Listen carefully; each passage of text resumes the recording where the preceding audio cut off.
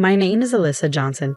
I'm 23 years old, and I've been working at my father's company. I'm also married to Nathan, who's 29, and we've been together for 2 years. We have a 1-year-old son, Leo. Nathan often suggests I should leave my job at my father's company, mainly because he doesn't like my parents. He seems to be bothered by my father's lack of formal education and the small, somewhat run-down company he runs, which manufactures screws and small components. Nathan doesn't want to be associated with it. In contrast, I admire my father for his hard work, courage in the face of challenges, and genuine care for his employees. I have no plans to leave my father's company. Nathan also seems to dislike that I respect my father more than him. One morning, while having breakfast with Nathan and our son, Leo, he brought up the topic again. Alyssa, you should consider a job at a bigger company. You graduated from a prestigious university and you're beautiful. I'd love to boast about you at work, but I can't because of where you work now. Besides, I earn enough for us. Why don't you consider staying home instead? These conversations always end the same way, with me telling Nathan I won't quit my father's company. Typically, Nathan responds with remarks like, "You're the only one in the world who doesn't listen to me," or, "If you keep this up, it will be harder for us to stay together." Then he usually leaves the room. Later, he often does something petty to upset me and then gloats, asking if I'll listen to him now. Though divorce has crossed my mind, I can't bring myself to go through with it. Both our families get along well and love Leo dearly. My father and father-in-law are good friends and spend time golfing and fishing together. My mother and mother-in-law enjoy art exhibitions together. Both sets of parents have provided Leo with a loving environment that I wouldn't want to disrupt. My feelings for Nathan have faded, and I no longer enjoy sharing a bed with him. Since Leo was born, I've been sleeping in Leo's room with the door locked. Nathan used to barge in and argue about my job, scaring Leo with his loud voice. Now he stays away at night, but I keep the door locked just in case. This morning, as usual, Nathan harassed me for not quitting my father's company. Instead of coming home for dinner, he went out drinking with colleagues and sent me a photo of himself smiling with a female coworker. This doesn't bother me or make me feel insecure. He messaged me saying, "This is how I blow off steam because you won't listen to me. Quit your father's company now."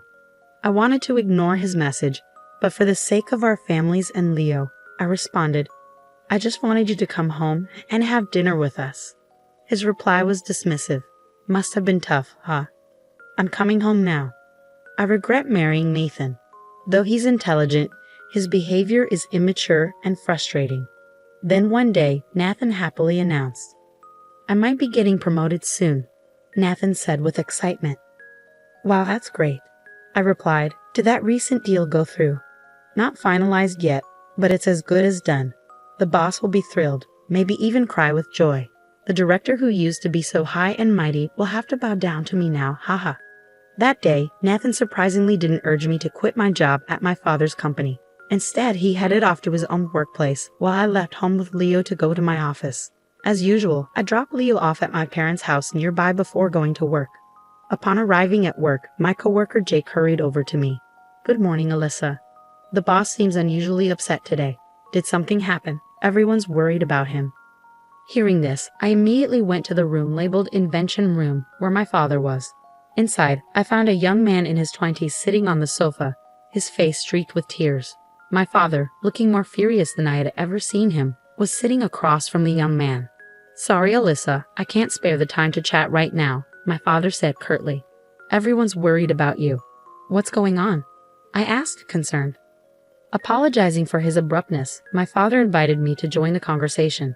As I took a seat next to my father and looked at the young man's tear-streaked face, he stood up and introduced himself. "Nice to meet you. I'm Scott." "I'm sorry for causing any trouble," Scott said apologetically. I asked him, "What happened, Scott?" Scott began explaining his situation.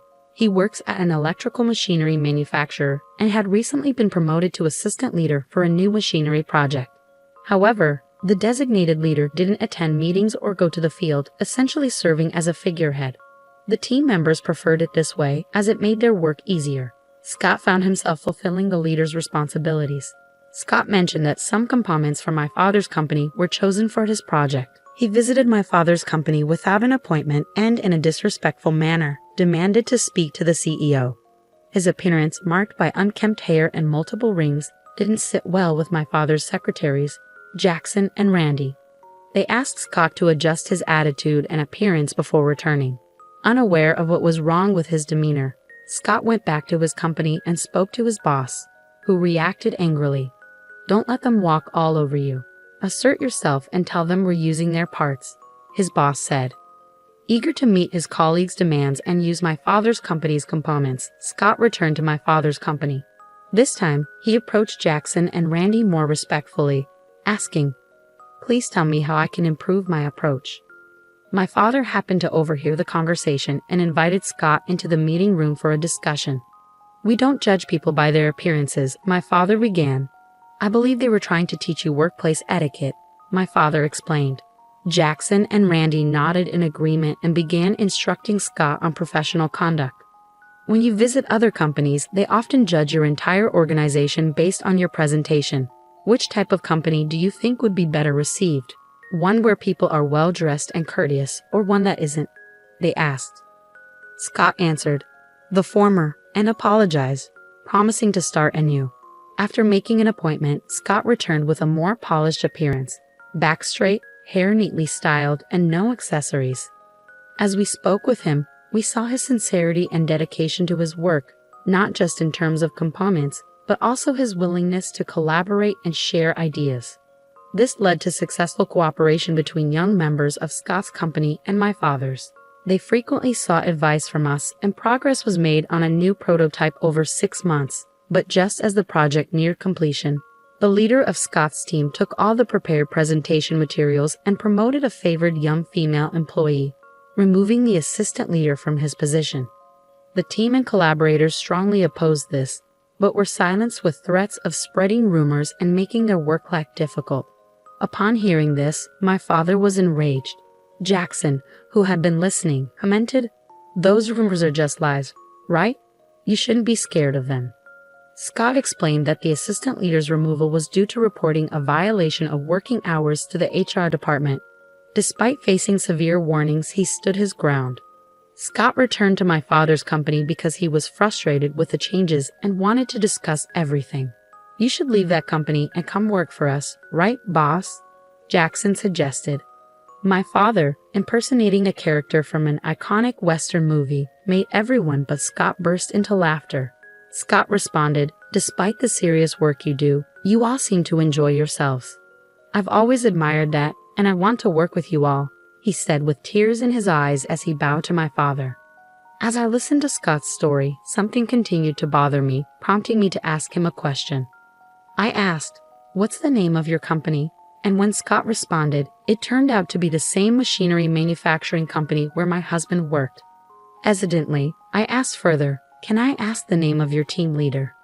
As I had feared, Scott answered, "His name is Nathan Johnson." My father and I exchanged a shocked glance and held our heads in disbelief. After a moment of silence, Randy commented, "Ah, I knew I'd heard that name before. It's Alyssa's husband." I explained to Scott, "I'm sorry, but Nathan is my husband." Scott responded, "He's the one who gave me the opportunity to work at this company, so I'm actually grateful to him for that." Jackson seemed to have a concern on his mind and asked cautiously, "Given that Alyssa's here, does the favored female employee have any connection to your husband?" Scott looked at me nervously, unsure of how to proceed. I reassured him, "Don't worry about it. I'm in a sham marriage with my husband. I don't have feelings for him anymore." This revelation took my father by surprise.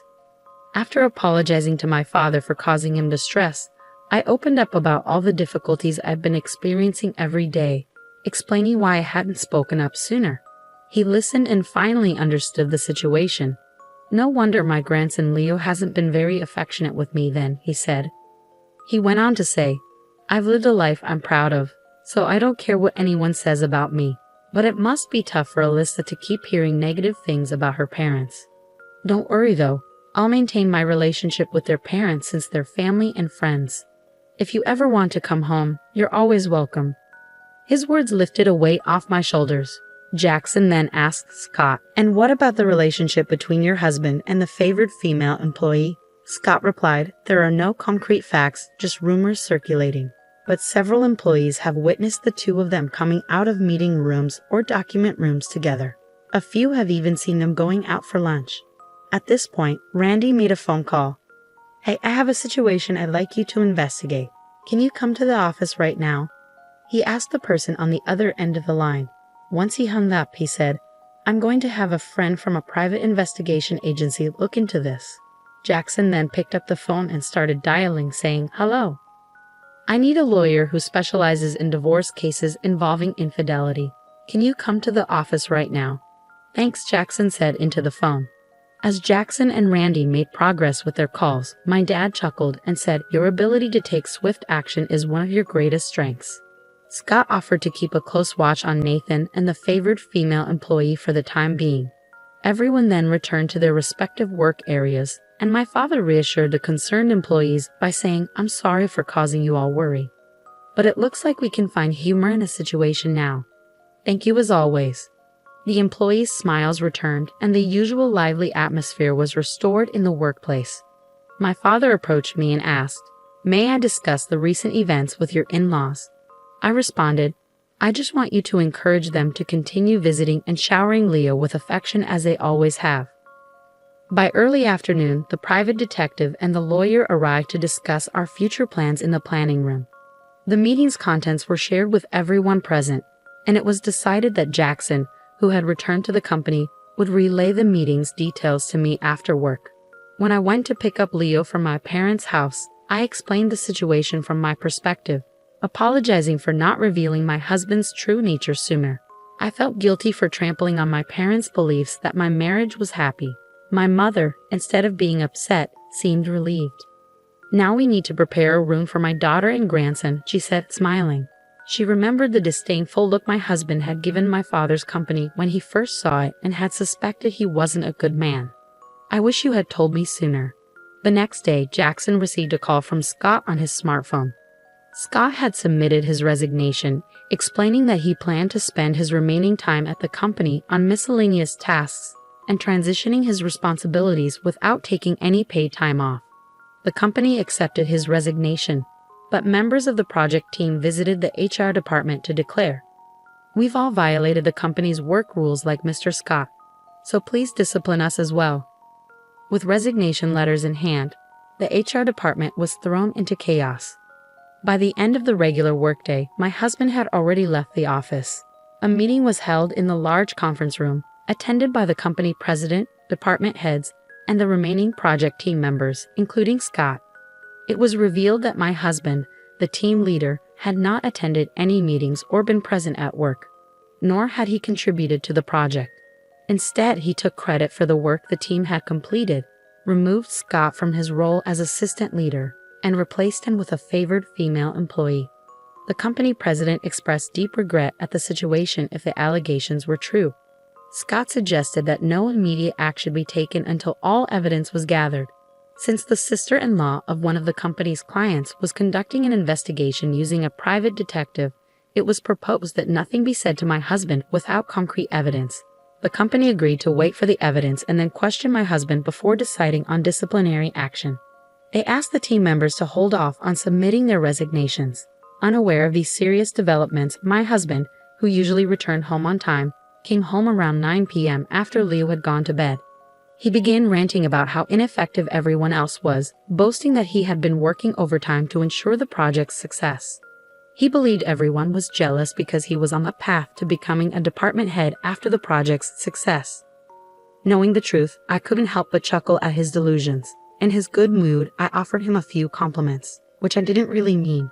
He seemed to relish imagining himself as the future department head, basking in the admiration and envy of others. My husband kept grinning, fueled by his fantasies. Meanwhile, at work, Scott's plan was set in motion. The team members began to shower my husband with continuous praise. "Mr. Department Head," they teased, "not quite yet, but the CEO seems very optimistic about the project." They flattered him with comments like, "How can we become as competent as you, Mr. Johnson?" My husband was overjoyed and caught up in his newfound popularity, becoming increasingly less guarded. Then, as planned, we managed to capture videos of his affair with a female employee using hidden cameras in the document and conference rooms. In just 5 days, the detective agency and Scott amassed substantial evidence of his infidelity. All that remained was to prove my husband hadn't created the project documents himself. This task was straightforward. Scott had saved the documents on a USB drive, which would clearly expose the truth if the company questioned him and my husband about their contents. Scott and other team members submitted all the evidence to the company. Unaware of any of this, my husband returned home in high spirits. He launched into his fantasies, saying, "I'm definitely going to be named department head." The CEO had a long conversation with the current head, and then the head looked at me. He must have told him, "I'd rather have Mr. Johnson's head in charge than any incompetent person." He continued his daydreams. "This will widen the gap between your father's company and mine even more. You should quit your job and become a full-time housewife. You'll be the wife of a department head," he said. I responded loudly, feigning anger. "Your parents would be furious if they knew you were mocking mine. You'd have their close friends. I take pride in my work and enjoy it. I'm not quitting." My husband snapped back, "Never invite your parents to our family events again. If you don't like it, get out. I'll have women lining up for me once I become department head." When I asked if he was certain, he retorted, "What do you mean? Don't contact me again." So I replied, "All right, I'll leave," and had him sign the divorce papers I prepared. The next morning, I watched him leave for work in silence. Then I called my father to help me move. As my father, his coworkers, and I loaded our belongings onto a truck, my in-laws arrived offering their assistance. "We came to help," they said, and we exchanged apologies. "Thank you for allowing us to be Leo's grandparents. Our fool of a son is disowned. We're counting on you now," Alyssa, they said, bowing their heads. I held their hands and bowed in return, expressing my gratitude. My father said, "Let's hurry and move everything so we can relax at home," to which my father-in-law agreed. "Let's do that," as they both continued to help with the move. Once we finished the move, in front of my parents and in-laws, I showed them the signed divorce papers and explained that I was parting ways with my husband. My in-laws repeatedly apologized, but my father reassured them, saying, "Let's keep getting along, Ken," and gave my father-in-law a friendly pat on the knee. My mother chimed in, "Mary, let's continue our embroidery sessions together. There's an art exhibition next week. Let's go." She gave my mother-in-law an affectionate pat on the knee. "Ken, Mary, why don't you stay at our house tonight for some drinks?" My father offered, bringing out the beverages. My father-in-law accepted. "Thanks, we'll take you up on that offer tonight." The cordial interaction brought my parents and in-laws even closer, without me feeling like I was intruding. That night, I decided to go to Leo's room and rest. The next day, my husband was summoned to a conference room by the company's executives, including the CEO and department head. Also present were Scott, the team members, and the female employee he had an affair with. The CEO conducted the hearing himself, questioning my husband about whether he had tried to claim the project as his own without contributing to it and stealing the completed documents. Since Scott and the team members were there, my husband couldn't find an excuse and remained silent. The CEO, growing impatient, demanded loudly, "Well, what do you have to say?" Under pressure, my husband quickly admitted to his actions. Next, the CEO questioned him about why he had demoted Scott from the sub-leader position and replaced him with the female employee. My husband tried to justify it by saying she was more capable than Scott. The department head countered, "You're saying the woman who only serves tea and makes copies is more capable than Mr. Scott." My husband bit his lip, lowering his head in silence. The CEO then projected still images from video footage taken in the conference room and document room, leaving both my husband and the female employee, Alice, looking pale. The CEO asked Alice, "Miss Ford, what is the meaning of this?" Alice responded without hesitation, explaining that Mr. Johnson had promised her an easier time at work if they were together, but she hadn't been serious about the relationship since she already had a boyfriend. "I just considered it part of the job," she added. My husband, enraged by her response, exclaimed, "You had a boyfriend? You cheating woman. You've ruined my life." Alice snapped back, "You have a wife, Tim Nathan. Don't get mad at me." The argument between them escalated, prompting the CEO to interrupt. "Enough. The fact-finding is over. I'll inform you of the disciplinary action later. Until then, Mr. Johnson and Miss Ford, you are both suspended and must stay home." With that, The CEO left the conference room, and everyone else followed suit. My husband was eventually reassigned to a manual job in the basement, sorting documents in what was known as the company's useless department. Alice, who struggled at the office after her boyfriend found out about the affair, eventually resigned. A lawyer had drawn up an agreement for them to sign, with my husband required to pay me $3 million and Alice $2 million in compensation. Both had to take out loans from finance companies to make the payments. Additionally, my husband agreed to pay an extra $5,000 per month for Leo's child support. A few months later, my husband, now disowned by his parents, was working 2 jobs, one at a convenience store during the day and another as a security guard at night. He lived alone in a run-down apartment and looked much older than his years. As someone who saw him remarked, he appeared to be around 60 years old.